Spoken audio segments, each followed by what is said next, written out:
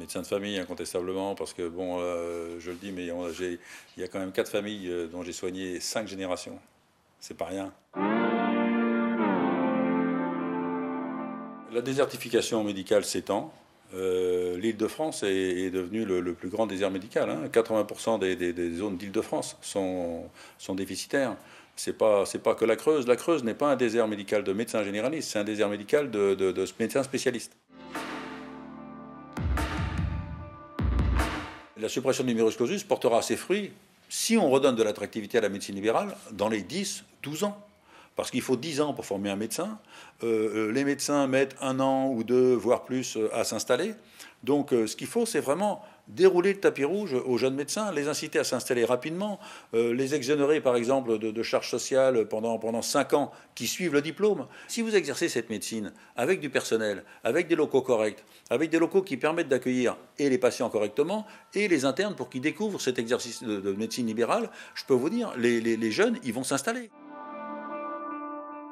La télémédecine, c'est un outil. Ce n'est pas une solution aux déserts médicaux. Parce que pendant le Covid, pendant la première vague, on a utilisé nous-mêmes la téléconsultation avec nos propres patients, des gens qu'on connaît, dont on prévoit les réactions. Et je peux vous dire que 2 ou 3 fois, on est passé pas loin de la catastrophe. Hein. Alors, allez consulter un médecin qui ne vous connaît pas par téléconsultation, là, franchement, j'ai quelques doutes. Parce que là, on dégrade quand même la qualité de prise en charge du patient, quelle que soit la qualité du médecin en face. Et puis, je vois des régulateurs du SAMU qui ont eu quelques procès après avoir envoyé des ordonnances à des patients dont ils pensaient qu'ils avaient une gastro-entérite alors que c'était une authentique péritonite. Donc, si vous voulez, tant que vous n'avez pas palpé les gens, tant que vous ne les avez pas eu en face de vous, je peux vous dire que la téléconsultation peut rendre des services, mais ce n'est certainement pas la solution à la désertification médicale.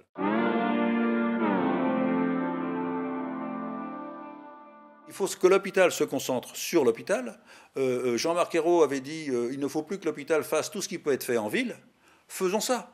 C'est ça qui serait intelligent. L'hôpital fait de l'hospitalisation, les urgences ont les moyens d'accueillir les véritables urgences, et les libéraux, ils ont les moyens de prendre en charge tous les soins non programmés qui ne nécessitent pas une consultation urgente.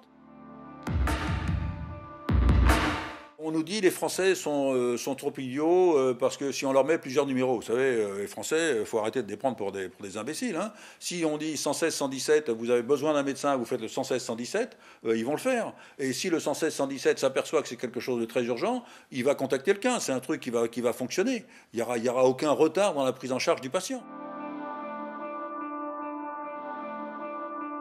Vous prenez rendez-vous, vous donnez votre nom, votre portable, votre mail, on sait quel médecin vous consultez, à quel rythme vous consultez.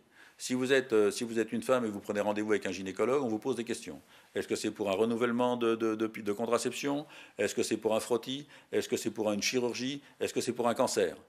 Toutes ces données-là sont chez ces plateformes-là. Or, l'Ordre des médecins a dit qu'un simple carnet de rendez-vous, ce sont des données de santé. Je peux vous dire qu'ils ne remplissent pas toutes les cases de la confidentialité.